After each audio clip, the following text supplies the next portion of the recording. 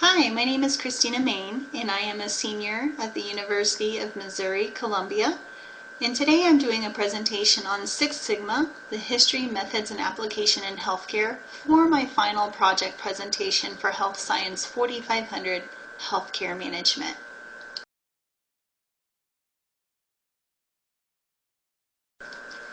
To get started, I first wanted to discuss exactly what Six Sigma is.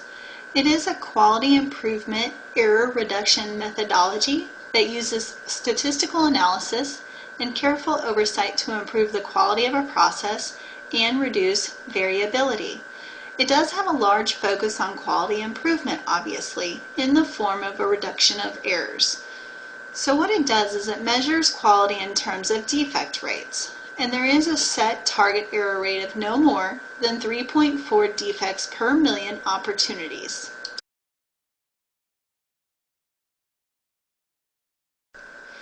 The history of Six Sigma actually began in the 1920s and 1930s. A gentleman by the name of Walter Shewhart was actually using applied statistics to help control processes at Western Electric. During his application, he identified that 3 sigma deviations from the mean required a process correction. Six Sigma was then further expanded in the 50s and 60s by a gentleman named W. Edwards Deming. It was Deming that was applying Shewhart's methods to World War II war production. He was also using these same methods to help reconstruct Japan. In 1987, a publication titled Out of the Crisis became the basis for what we know today as TQM, otherwise known as Total Quality Management. Then, in the 1980s, the actual term Six Sigma itself was coined and developed at Motorola. They were seeking to improve quality by measuring defects per million opportunities. They also identified that in order to ensure success, that culture in an organization would have to change as well. Then in 1999, it is recognized that Six Sigma was adopted into healthcare.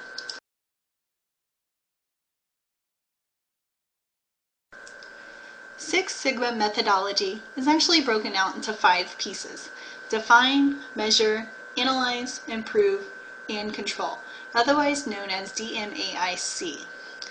The define process helps to identify the problem, define the scope of your project, and outline your goals of your project. The next step, measuring, is the process in which you'll develop a benchmark to provide some form of comparison.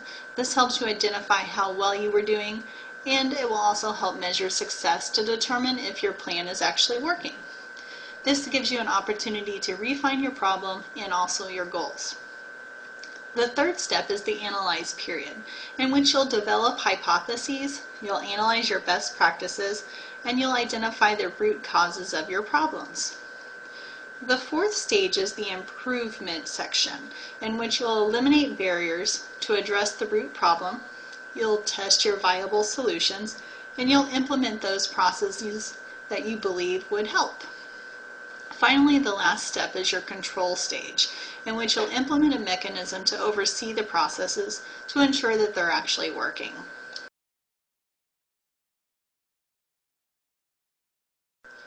Oftentimes, when you hear individuals reference Six Sigma, you'll also hear them make a reference to what's known as Lean. Lean methodology is an additional quality improvement method. These two methodologies are complementary to one another and often referred to as Lean Six Sigma. The Lean methodology came from the Toyota production system, in which it emphasized standardized and stable processes so that the highest quality products and services could be delivered to the customer in the most efficient manner possible. The method behind Lean is value added. What they do is they remove all non-value added services in order to increase efficiency. They want to do what is right. In Six Sigma, it's all about doing things right, error reducing and reducing variability.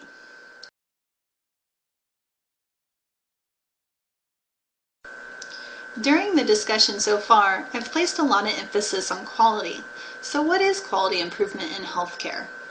According to the Institute of Medicine, quality is the degree to which health services for individuals and populations increase the likelihood of desired health outcomes and are consistent with current professional knowledge.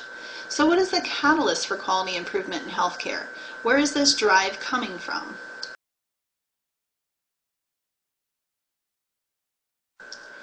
The push for quality improvement within the healthcare system of the United States is a direct result of our current delivery model. According to a report titled To Err is Human, preventable adverse events were a leading cause of death in the United States in 2000. In addition, new statistics show that 440,000 people die every year from medical errors, injuries, accidents, and infections. 1 out of every 25 patients will acquire a preventable infection while they are hospitalized. In addition, 25% of Medicare patients experience injury, harm, or death when admitted to a hospital. And statistics show that today, approximately 1,000 people will die today alone because of a preventable hospital error.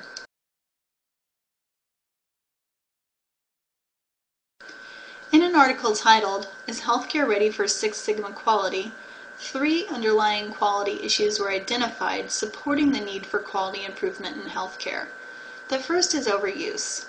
Overuse is providing a medical service and/or product to a patient without a warranted benefit. We also see overuse within the healthcare system for increased utilization, possibly due to payment incentives and reimbursement. In addition, there's physician enthusiasm for products or services. They want to advocate regardless if it's beneficial for the patient. We also see situations where patients are referred to specialists, and those specialists are expected to perform the procedure regardless if it's needed. As patients, we do expect immediate fixes, and we want to feel that our physician has helped us. In addition, we're also infatuated with technology, and we want to have the technology used on us so that we feel like our situation was addressed appropriately.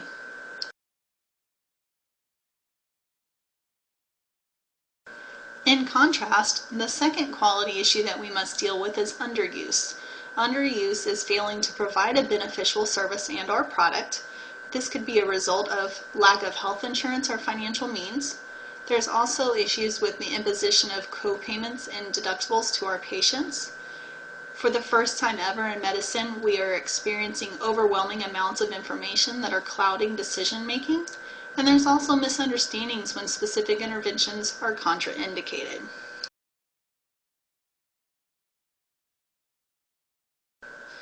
The last underlying quality issue deals with misuse. This could pertain to negligent care, medication errors, misdiagnosis, technical complications due to surgery, surgical wound infections, and many more.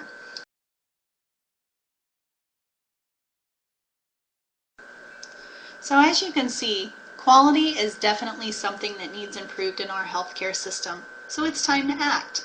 Healthcare quality is getting the right care to the right patient every time. To give you a little bit of background, the United States leads the world in biomedical advances and innovation.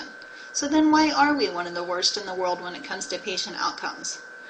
An even scarier statistic is that the United States spends more on healthcare than any other nation, yet our quality is one of the worst in terms of patient outcomes. So we have a few issues to address: access to care, safety and quality, and the reduction of disparities. So in what ways can Six Sigma address quality in healthcare? We're going to discuss those next.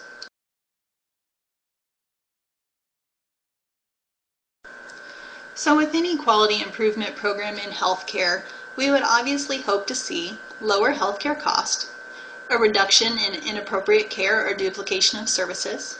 We hope to improve our patient outcomes, contributing to a greater level of population health. We hope to be able to detect, prevent, and manage chronic disease more efficiently.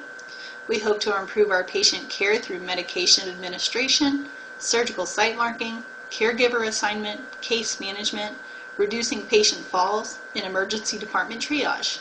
We hope to reduce medical errors. We hope to increase our timeliness and speed, and of course, increase our patient satisfaction.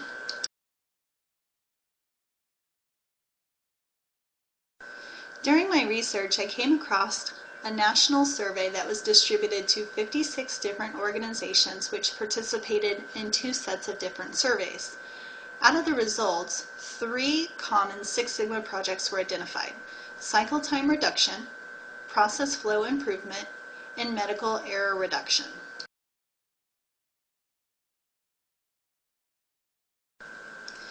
In the survey result, you'll notice that this particular chart identifies the annual savings versus the annual cost when Six Sigma was implemented into 4 different organizational practices. As you can see based on the chart, the annual savings compared to the annual cost is enormous. So Six Sigma was very successful in these particular organizations.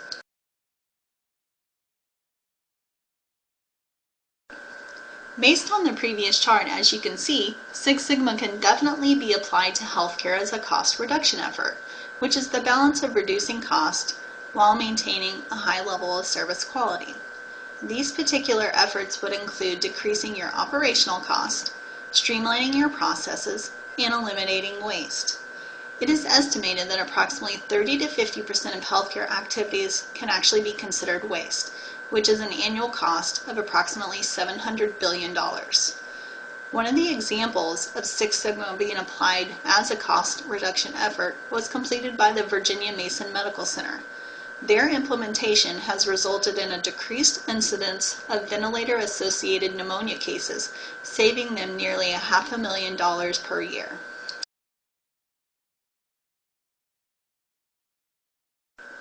Another example of the application of Six Sigma applied to the Commonwealth Health Corporation. This is a not-for-profit integrated health delivery network in which they had 3 separate hospitals with approximately 200 employees. They experienced issues in their radiology department with long wait times, slow turnaround times for radiology reports, and significant downtime for their radiology technicians.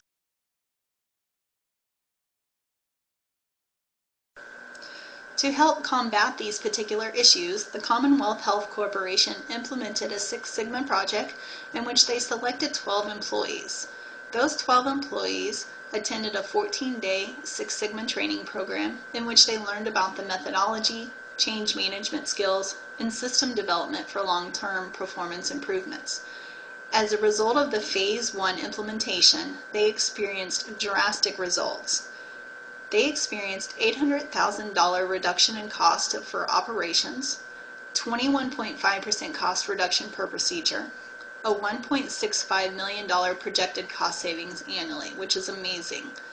They also recognized that there was a 90% reduction in MRI ordering errors, their patient satisfaction ratings increased while their wait times decreased. They increased their total patient volume by 25%, while reducing their staffing by 14 full-time employees.